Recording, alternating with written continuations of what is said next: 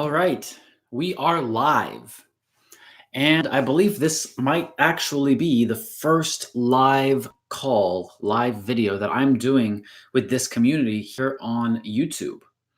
And that's really exciting because I don't know who's going to show up. I don't know who will watch this live call. But whoever shows up to today's live call, I want to let you know that this is the reason we're doing it.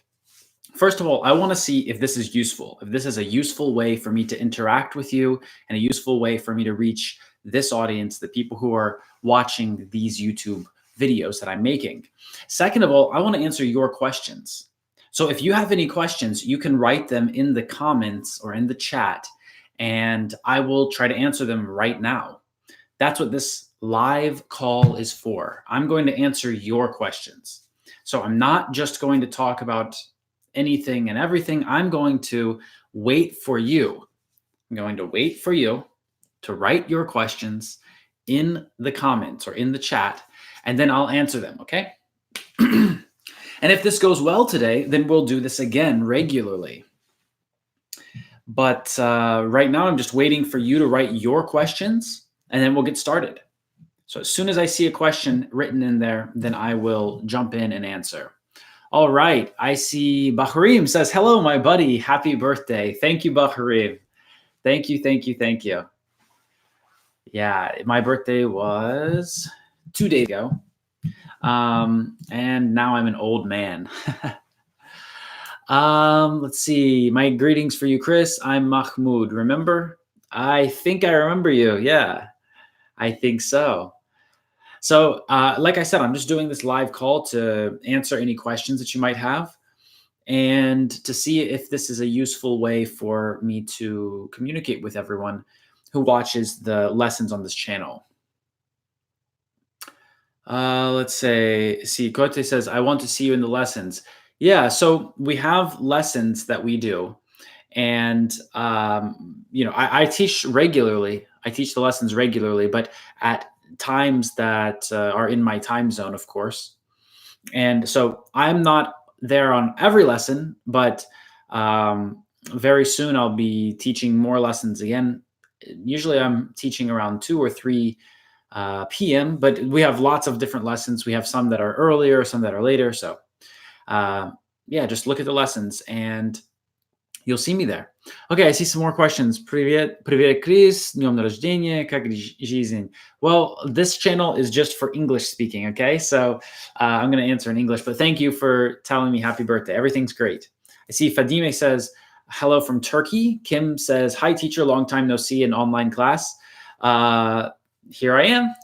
I'm in online classes a lot. So you can go to our seminar or you can join our Everyday English program. In fact, let me tell you about that. We have a program called Everyday English where we have lessons every day. Oh, that's not the right link. I'm going to send you the link right now. Here's the link for Everyday English. So you can join our English lessons every day. And I see we have some questions here. How can you help me improve my writing? What can you recommend to learn grammar fast? So we have a program called Everyday English where we do live lessons, not like this, right? Right now, you're watching me and I'm speaking, right? And so you can't practice speaking right now. Speaking is one of the hardest skills. And if you can learn speaking, then the other skills become a lot easier, really. So that's why in our Everyday English program, we focus on speaking first. And we also focus on other skills too, pronunciation, grammar, vocabulary.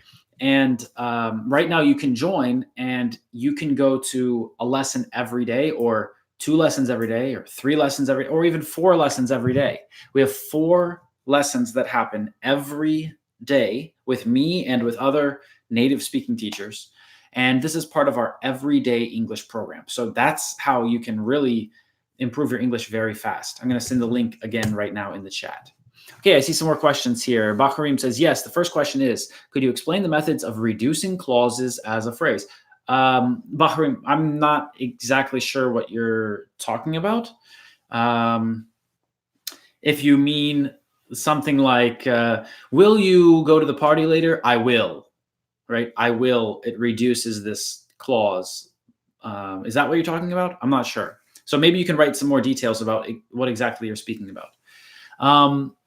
Mariangela says, hello from Italy. Hi. Happy birthday. My birthday will be on the 10th of September. Well, then that means that your birthday's coming up soon too. What are you going to do for your birthday? Well, I guess in this lesson, you can't answer me. So you see, that's why you should go to the everyday English lessons where when I ask questions, you can answer, you can practice speaking. I can correct some mistakes and help you improve your English there. But thank you so much, Mariangela, for writing the happy birthday wishes. And I wish you a happy birthday too. Paolo says, hi, can you explain to me the difference between I should go and I should be going? Or I must go and I must get going? Thank you. Happy birthday, Kris. Love you. Okay, Paolo, thank you for this question. This is a great question. So I'm going to go ahead and answer it. So the question is, what's the difference between I should go and I should be going? The answer, there's really not a big difference here. I should be going is more of a spoken or conversational variant, right? Of spoken version. I should go is more correct. Or I have to go, or I must go. I must go is a lot more formal, right? Must and should are different.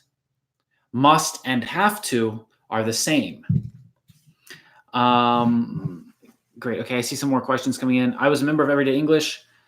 Only one time I had you in the lesson. There's different times and I'm in different lessons, and we've set it up so that you can get the most practice possible. So that's how it's set up. And you have other teachers and me. So yeah, and it's really cheap, right? It's only $30 a month to join our Everyday English program. So, I mean, it can't be better. Great. Sunil says, how to remember synonyms and antonyms. Well, you could read a thesaurus. Thesaurus. A thesaurus is a book of synonyms and antonyms. And if you study this, then you'll know more synonyms and antonyms. But honestly, I would focus on some basic words that you want to learn different versions of. For example, the word good. If you want to say very good, you could also say great, wonderful, spectacular, fantastic. There's a lot of different words, right? So maybe start there. Fadime says, how often will you have live videos? Well, in our Everyday English program, which is only $30 per month, there are 4 live lessons every day. And it's not like this because you can speak too. So you get to practice speaking and you have the teacher who helps you and answers questions like this. Okay. So the answer is you can join Everyday English right now and have 4 live lessons every day. Warsan says, hello teacher, I'm from Somalia. I watch your lessons. Your lessons are very useful. Well, thank you, Warsan. Thank you. By the way, anybody who's watching this now or watches later and likes what I'm doing, you can go to our Facebook group. You can go to my Instagram page and you can follow there too, because I have different content and different types of information in different places. Great. Let's see. Dev says, oh my God, hello. Hi. Tamar says, hello from Georgia. Hello. I hope I get to go to Georgia sometime soon. Auraz Gul says, hi teacher, happy birthday to you. Thank you. Sunil says, I'm Indian. I want to begin learning English. How do I do it? Well, the Everyday English program would be best. I mean, I just sent the link. Here's the link again. Next. Very nice. Okay. Datse. Oh, hi, Datse. Happy birthday, Kris. You're the best teacher ever. Thank you for your Everyday English lessons. Well, thank you, Datse, for participating. And yeah, I see Datse in there regularly. Kote, I know that you joined just recently. I remember seeing your last name. Yeah, you've been here for about a month. So you should go to other times of lessons, maybe. So, it's impossible to have lessons that are at the right time for everyone in the world. So we found a way to do it so that every person, no matter where they are in the world, can absolutely have at least one lesson every day, right? So you can go to at least one lesson every day for just $30. And if you want, you can go to 4 lessons every day. Like on the weekend when you have a day off, you could go to 4 lessons every day. You could learn a lot of English, and you could do it really fast and do it with professional teachers. So that's why I'm telling you about this program. All right. Kim says, I like learning English every day. Very fun. Yeah, it's great. It's great. Hajar says, teacher, can you give me a step to write academic writing and great essays in English studies? We have exam about that in university. So it's going to be different because there are different standards of academic writing and different standards of how you write essays, right? Different structures and standards and organizations that make rules about how you should write. And for example, in the United States, there's at least 3 different organizations that do this. And in the UK, in England, there's different standards and different organizations. And I'm sure in your country, there are too. So you probably have standards of writing in English in your country, and those are going to be the best for your university. I've seen a lot of times when someone comes to me to improve their English, and we do, and they show me the exam or the test that they were preparing for, and there's lots of English mistakes there, or the teacher marked something incorrect that was actually correct. And so, it's better for you to pass an exam based on the information that the teacher gives you for that exam, right? Not going to other sources. It doesn't matter if you're right or wrong. It matters if you told the teacher what they need to hear for you to get the right grade, right? That's what you're talking about. So if it's about learning English, really learning English and speaking it, come to Everyday English. If it's about getting a test score or, the right numbers or points on an exam, that's not what we're doing here. We're really teaching people how to speak English. Okay, Sunil says, what's the difference between modals? May, might, could, can. Sir, please explain. Okay, Sunil, great question. Thanks for asking. So we have may and might. May and might are almost the same. They are different in the fact that when we use passive voice, when we speak in the passive voice, we don't use both of them. We use just might in the past. So if someone says may in the present, then use might in passive voice because we take it to the past, right? That's the only difference, really. Other than that, they are the same when we talk about possibilities. May and might are about possibilities, things that can or may or might or are able to happen, right? Meaning that it is possible that they happen. But may and might can also be different if we look at them in different contexts. Like might is also a noun. Like strong, might. A person is mighty. The mighty king, for example, like strong, right? May is also a noun, right? It's a month. Comes before June. May, June, July, right? April, May, June, July. May is also has also another meaning as a verb too. It can also be about permission. May I leave the room, for example? May I take this phone call? Asking for permission, but might doesn't ask for permission. So when you're asking about the difference between the modals may and might, then you're really asking about possibility. And in this context, they are the same. Can and could are part of the same verb. This verb is called to be able to. And I have a special video about that already. So you can check that out. Warsan says, teacher, could you tell me the difference between do you mind and would you mind? Yeah, sure. So do you mind means, is it a problem for you? And this is just this question. Is it a problem for you? Do you mind, for example, do you mind if I open the window? Is it a problem for you if I open the window? But would you mind is more polite.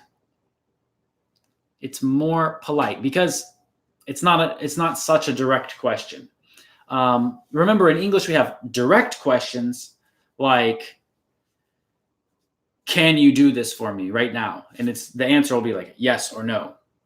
Um, and we have indirect questions like, would you possibly be able to, if you don't mind, if it's no trouble, please, right? And so it sounds very funny to other people from other places and languages, but this is how people speak, with indirect questions to be more polite. So would you mind if I opened the window? This is more polite, but they're the same, right? It's the same verb, to mind. Okay, great. Next. Kim says, do you know the TOEIC certificate my country almost all students need when they leave the university? Yeah, TOEIC is, I know about TOEIC certificate. Yeah. If you study general English, this is going to be the best training for you before taking any of these exams. IELTS, TOEFL, TOEIC, anything like that. Learn general English. Don't be confused and think that you need to study some special exam things or anything else. Get your general English as high as possible first. And then study the structure of the exam, how the questions are going to be there, what kinds of questions there's going to be, and things like that. And then you can also think about not only the structure, but then strategies for answering those structures, right? So that you can answer quickly, because you need to think about how much time there is. So study the structure of the exam, but study general English as high as you can, because that's going to be the biggest use to you long term. Okay, next. Suhana, hi. Nice to see you. Suhana says, hi, Kris, how are you? It's so nice see you and listen to your lesson live like this. Well, thank you, Suhana. If this is useful, then we'll keep doing it. So we'll know by how many times this video is shared and how many people watch it and how many comments there are and things like that. So thanks for joining today. And if you have any questions, feel free to write them. Hydra says, okay, thank you, teacher, for this information, your advice. I'll go to the informations the teacher give us. Yes, you're right. It depends on the country I live in. Great. Paolo says, hi, Kris, you're the best. In your opinion, what's the best accent in the U.S. for foreign students? I mean, what city would you advise if someone wants to learn English in the U.S.? Thank you. So it's best not to pick up an accent. So I would say what we call standard American or general American. This is the best accent. This is the accent that people need to have when they read the news on TV. Actors try to learn this accent, first of all. So this is like the professional accent, right? It's not regional. In fact, sometimes we call it that, a non-regional accent, which means you can't tell where the person is from in the United States. But to learn the language, it doesn't really matter which city you go to or town or wherever you go, as long as you put yourself in situations where you have to speak with other people in English. So, if you have a job, if you have to take a bus, if you just speak to other people in any way, and buying food and things like that. So just don't hide inside and don't stick to people who only speak your language, and then you'll learn. It doesn't, you could be in Canada, you could be in any other place, really. As long as you do that, then it'll help you. Okay, Sunil says, what is a good way of reading the newspaper? Start at the beginning and go from the beginning to the end. I mean, Sunil, you have some interesting questions. How to improve vocabulary. These are big questions, Sunil. No one would be able to give you this answer in 5 minutes or less, So try to ask some more specific questions and things that you'll actually use. I mean, a good way to read the newspaper, I don't think that me answering this question will really help your English. So sometimes it's the job of the teacher to tell you where to look for the information, right? And which questions to ask. Right now, these are not probably the questions that you want to ask to get a good result. So hope you understand where I'm coming from and why it's my job as the teacher here to give you this advice. Fadimi says, I can understand your speech, but when I watch a movie or series in English or the news, I have difficulty in understanding the main idea or what they mean. What do you suggest? Right. On the news, especially, they're going to speak at a much, much, much higher level. And the vocabulary is going to be much different. And That's why you shouldn't start with the news. I mean, you can try reading the news online and not just watching news like as a video, right? Try reading the text. It'll help you learn vocabulary, but it's only going to help you if you already have, a C1 level basically. So don't read the news until you're at least a B2. Like don't read the news until you have a high enough level. Otherwise, you're just going to get frustrated and confused. Watch a movie or a TV series with subtitles and with a notepad and a pen. Write down the words that you learn.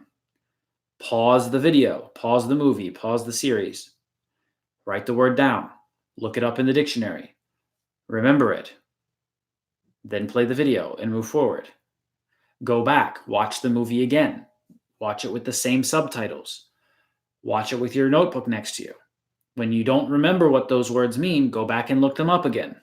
Watch the movie again after that the third time. Try it without subtitles.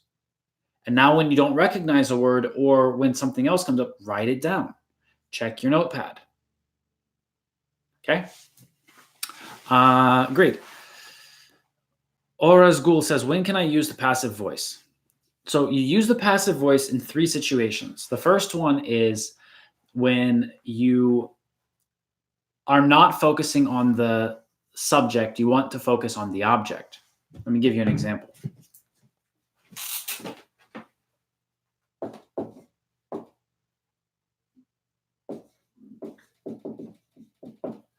Da Vinci painted the Mona Lisa. Da Vinci painted the Mona Lisa. This is active voice.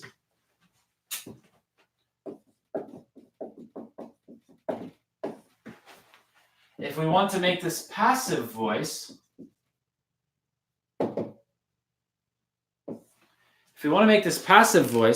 then what we need to do is change it so that the object is at the beginning, not the subject.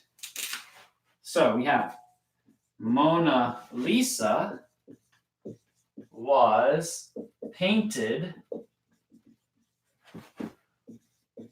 And if we want, we can say the subject at the end, but we don't have to. So Mona Lisa was painted, and we can say by Da Vinci. By Da Vinci. But we don't have to say that. We can just say Mona Lisa was painted, or the Mona Lisa was painted, right? We have the up here, so let's add the Mona Lisa. Famous painting. So, yeah, we can use the passive voice to focus on the object because the object goes at the beginning of a passive voice sentence. In an active voice sentence, the object is not going to be at the beginning.